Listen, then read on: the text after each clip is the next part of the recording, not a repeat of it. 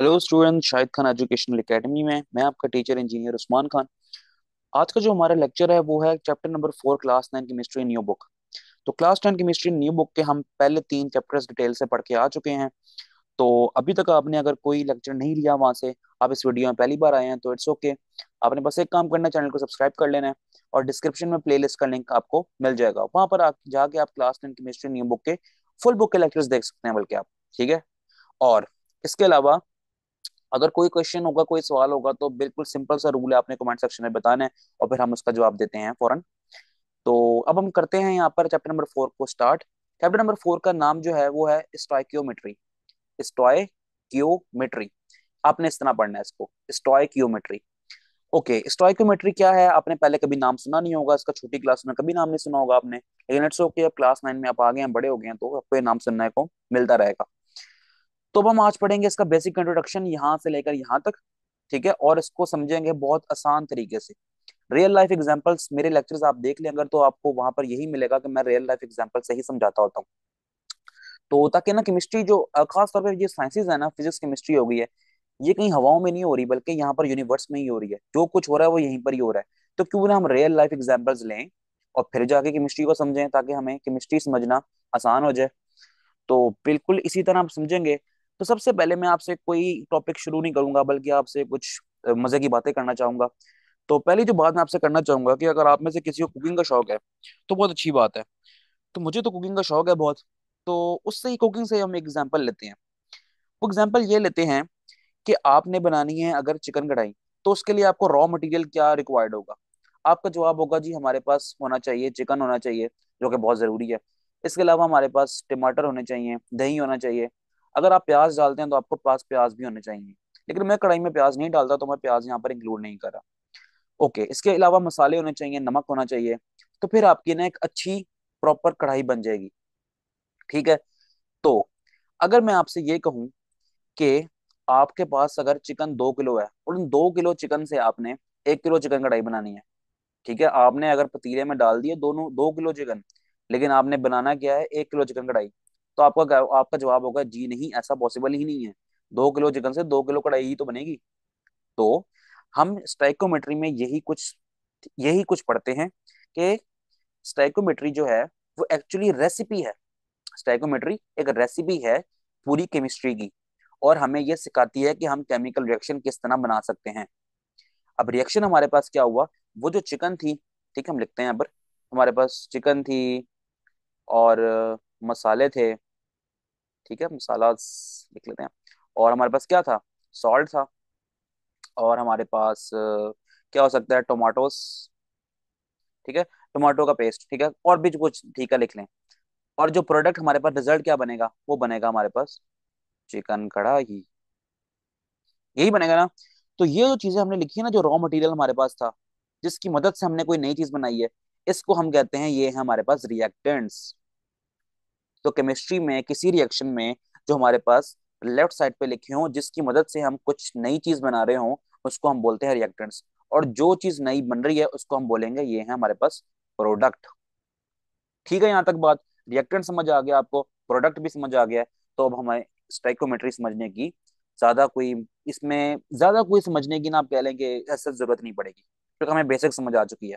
थोड़ा सा अब हम इस बातों को पढ़ लेंगे तो हम ज़हन में बिठा सकेंगे। ओके, एक नई बात भी आपको बताना चाह रहा हूँ मैं यहाँ पर आप देखें कि हमने अगर एक इस तरह करना है कि हमने ये चिकन और ये दिस एवरीथिंग जो कुछ हमने इस्तेमाल किया है कढ़ाई बनाने के लिए, तो ये सारी जो चीजें हैं हमारे पास इतनी अमाउंट में होनी चाहिए। अगर फर्ज करें आपने चिकन 1 kg डाला है, कुछ मसाले डाले हैं, पिंच ऑफ सॉल्ट डाला है, और 4-5 टमाटर्स डाले हैं।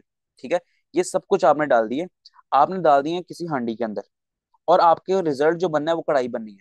कहीं ऐसा हो सकता है कि आपके हांडी के अंदर डालें और उस हांडी में से कोई चीज गायब हो जाए?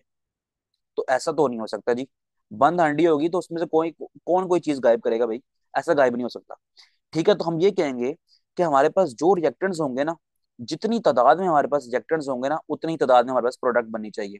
अगर चिकन हम यहाँ पर ले लें 0.5 kg, ½ किलो चिकन लें और हम कहें यार हमारे पास ना 2 किलो कढ़ाई बननी चाहिए, तो ऐसा होगा? ऐसा हरगिज नहीं होगा। तो जितनी हमारे पास रिएक्टेंट्स होंगे उतना ही हमारे पास प्रोडक्ट भी बनना चाहिए। याद रहेगी बात, जितने रिएक्टेंट्स उतने प्रोडक्ट, जितने रिएक्टेंट्स उतने ही प्रोडक्ट बनना चाहिए। बस यहाँ तक बात समझ आ गई। अब मैं इसको रेस करूँ और केमिस्ट्री के कोई रिएक्शन पकड़ेंगे, उससे हम बातें समझेंगे। ओके जी, सारी बातें पढ़ ली इंट्रोडक्शन में, जो कुछ पढ़ना था सब कुछ पढ़ लिया अब हमने। अब थोड़ा सा रीड कर लेते हैं इसको, फिर कोई एग्जांपल लेंगे केमिस्ट्री में से ही, फिर इसको समझ लेंगे। Stoichiometry is the important concept in chemistry which help us to calculate the amount of reactants and products, जो कि हमें ये करना सिखाती है कि हमारे पास रिएक्टेंट्स कितने हैं और हमारे पास रिजल्टिंग प्रोडक्ट्स कितने बने हैं, ये सिखाती है हमें जी। By using a balance chemical equation, और इक्वेशन हमारे पास बैलेंस होनी चाहिए।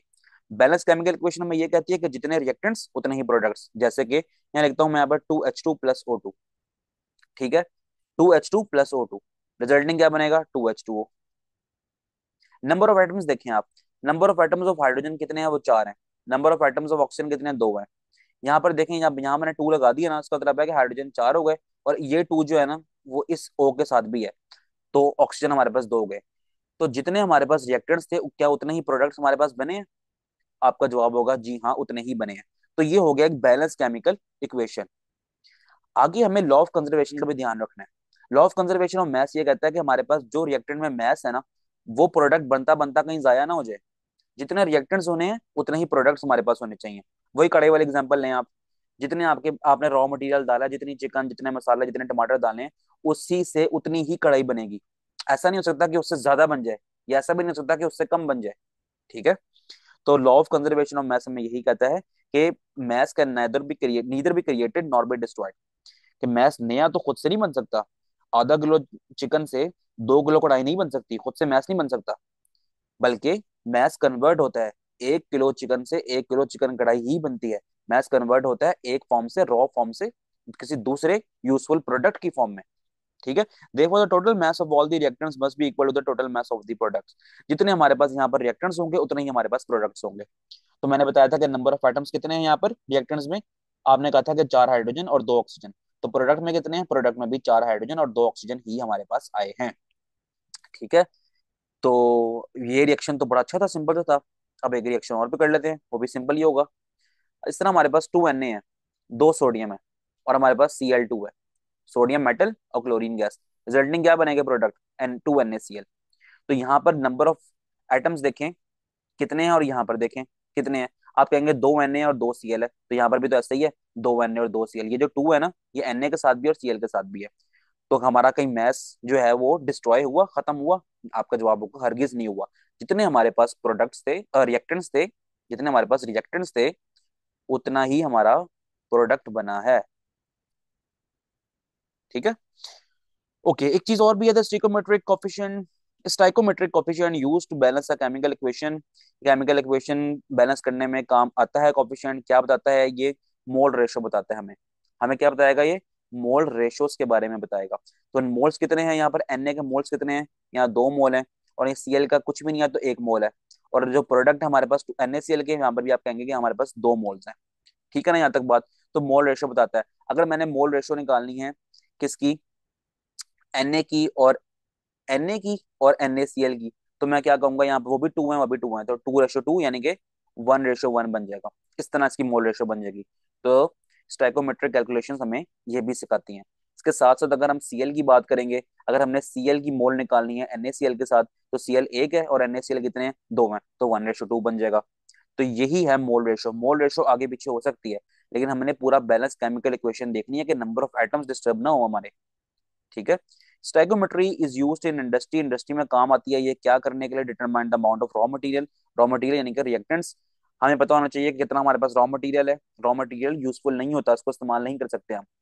हमारे पास सिर्फ और सिर्फ प्लास्टिक हो, पिघला हुआ प्लास्टिक, तो क्या करेंगे, उसका कुछ भी नहीं कर सकते, वो हमारे पास रॉ मटेरियल है। लेकिन उसी रॉ मटेरियल को आप किसी केमिकल रिएक्शन के थ्रू प्रोडक्ट बना लें, तो आप क्या बना सकते हैं, उसकी चप्पलें बना सकते हैं, उसका प्लास्टिक के खिलौने बना सकते हैं, जो चीज आपका दिल करे प्लास्टिक की बनाने की आप बना सकते हैं।